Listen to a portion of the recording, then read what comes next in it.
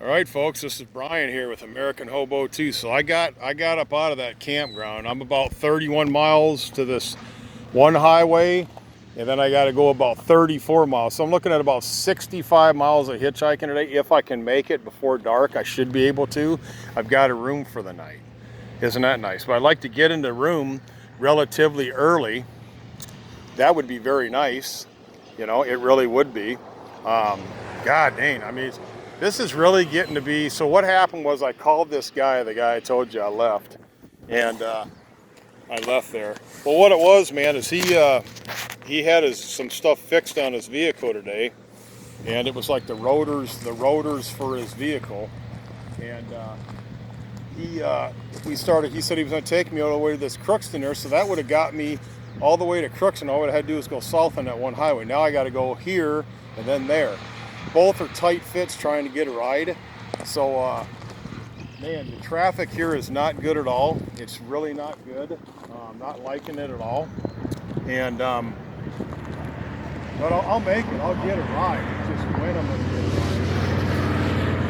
It's nice to get a ride. Just things ain't looking good for me, man. They're not, you know. But I got a room for it and I paid for it.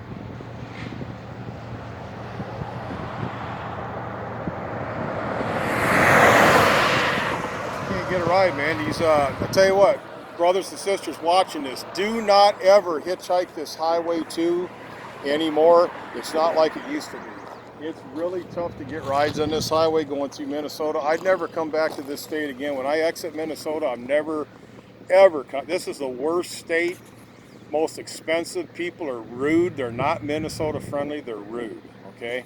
And everybody's whacked out of their mind on drugs, alcoholics, whatever. It's just, man, this is really tight trying to get a ride here. I hope and pray someone will stop, you know? Not looking good, man. So what I did, like a smart guy, I got a chair. Look at that. I got a camp chair. So I get sick of standing, man, I can just sit right here in my camp chair, which I'm gonna do right now. Look at that. Isn't that cool? So here I am. I am sitting in my camp chair while I'm hitchhiking. Isn't that freaking cool, man? So yeah, I can do this, man. So I'm gonna just sit here and wait for a ride to Crookston, see if I can get a ride, whatever, and I should be okay. I should be all right.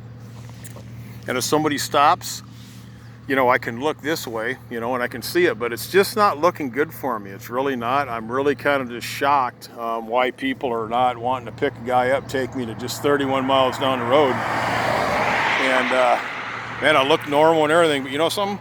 Nowadays, it don't matter, dude. It does not matter. I mean, it's getting tougher to get. That's why I need to get out of this state, follow my plan. And what I did, man, is this guy, he just completely switched up on me. He told me, oh yeah, man, you know, he was gonna rent a shop, you know, whatever.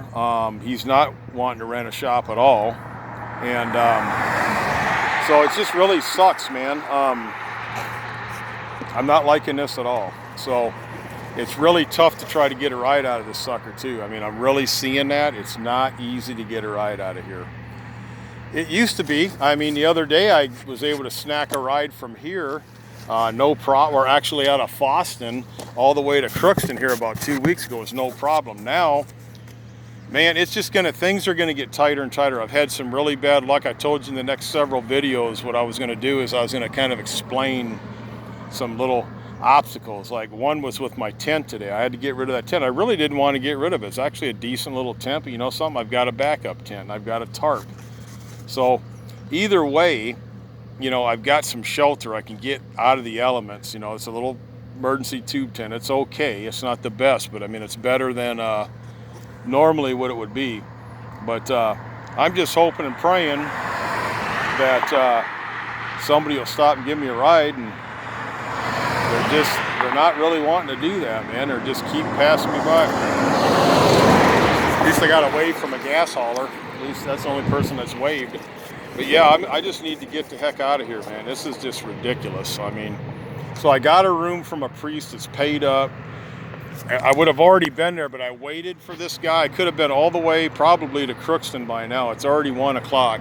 So I basically wasted 3.5 hours waiting on this guy to take me to, he was waiting for his rotors to get done. They got fixed, and then he's out there and he's taking me there. We get going down the road. We get about 15 miles down the road, halfway to where he's going to let me out. He's got to turn around and drive back because it's making some really bad noise. So he's back at the shop. And in Foston, where I just came from, I wasn't going to go back to Foston.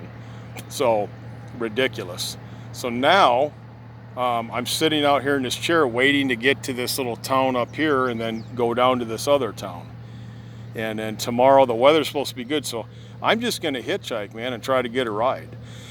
Bottom line, I just want to try to see what I can do. And I did contact one pastor. He didn't get back with me. He just let me go. And then I got with another one yesterday. He tried to call me because I know these pastors, and he just never returned my call. So pretty much he probably doesn't want to hear from me, and I'm not going to get any help on. But I did call a priest, lo and behold, a Catholic priest, over the phone. He went down today and paid that for me for the night. So the room's paid up, ready to go. So I'll have a place to sleep tonight if I can get there. Man, whatever, this is just, it's ridiculous. It is just, man, this being homeless is really, really beginning to show us a lot of obstacles. So what I'm going to start doing, I get down into certain areas, I'm just going to start doing all these videos. I'm going to start stealth camping, period. I'm not going to rely on anything. What I'll try to do is I'll just try to panhandle and see if I can get some churches to help me with cash, because I need to have a certain amount these areas I'm going to be going through. And hopefully, man, I'm just, hopefully I can get a dang ride, man. Nobody wants to stop. Nobody wants to give you a ride. They're just all these hoity-toity assholes, rich farmers. And that's pretty much it, man. Just don't want to do anything, don't want to help out. They're just no good. Man, I'll tell you, man, it's just, in this country, I was watching The Sensible Prepper, and it's about the next 100 days, how things are going to get bad, these things that are going to start happening here real soon. And this ain't no doomsday, but we got droughts coming in, we got cyber attacks. This country is falling apart at the seams, just like that cheap 10 I threw away. The zipper broke, whatnot, and it was leaking. I got rid of it. So, man, I'm just not having any luck today. This is really not cool at all. It's really sucking bad. And I'm about ready to see if I can call somebody, a church or something in this area here, and see if they'd be willing to help me out with a ride to Highway 9 there. I got a place to stay and everything because I can't get a ride. But we'll just play it by ear here. I don't want to be sitting out here another hour or 2 hours, because then I gotta hitchhike this other highway. Then there's another hour, maybe 2 hours. So I might not get to that motel till like tonight, if I make it tonight. This is how it's looking. It's just not looking good for me. It's just, I've been out here a half hour already and I'm not getting shit. Nobody wants to frickin' stop. It's just ridiculous. I don't know what the hell's going on. They just people don't want to be cool, man. They're assholes. So anyway, whatever, man. I'm sitting down, so at least I'm not standing up. I've got some water, 3/4 of a bottle of water, so I can just take a sip every now and then, whatever. I'm all right, but man, it ain't looking good, man. So I'm going to see what I can do, and I'll just take it from there. And it is what it is, man. It is what it is. That frickin' simple. I just take it one day at a time. That's all I can do, man. There's nothing else I can do. Nothing. So I just want to take one day at a time and see how I'm going to do, man. And whatever. And wish me well, folks. I mean, just let me get a ride and like and support me, whatever I can do, try to get a ride out of here. I don't know how long it's going to be. Just hoping, Custom medical equipment. They weren't going to give me a ride. I tell you, man, it's sick. This society is getting worse and worse. So I don't know how things are going to get, but I'll tell you what, I've got to do some upgrading, ultralight upgrading, because something, I just walk the rest of the way to where the damn place is. If I had to walk, I'd just walk the rest of the way. I don't care. I'll walk from town to town. If I got ultra lightweight good gear, that's what I'm going to start doing, man. I'm going to do whatever I got to do to survive. And I just want you people watching this, man, that this being homeless is just a total challenge. But I just got that attitude that, hey, I'm going to make it, and I will make it, and I will get some good options and karma come my way. But this, like I said, this guy that had helped me out, he had come all the way down to 2 different places to come get me twice, gave me cash both times. And that was cool. I'm not knocking it. The guy helped me out, and I thought that was just phenomenal that he helped me out, okay? And this time around, he just let me out, man, and just did kind of like just good riddance, So and he had some issues, So I'm kind of glad that I'm leaving. And then tonight when I get in the room, I'm changing my phone number. So I'm only going to have contact with a couple people that I'm cool with, a couple people that I've had contact with, periodically call. They're not worth calling. They're the same kind of way. They just, if you show up on their doorstep, they'll let you flop in their property and expect you to do work for them. Then they're going to not give you nothing.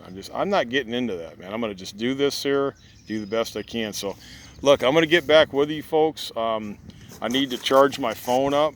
So my phone's charged up to, like, whatever the, it is.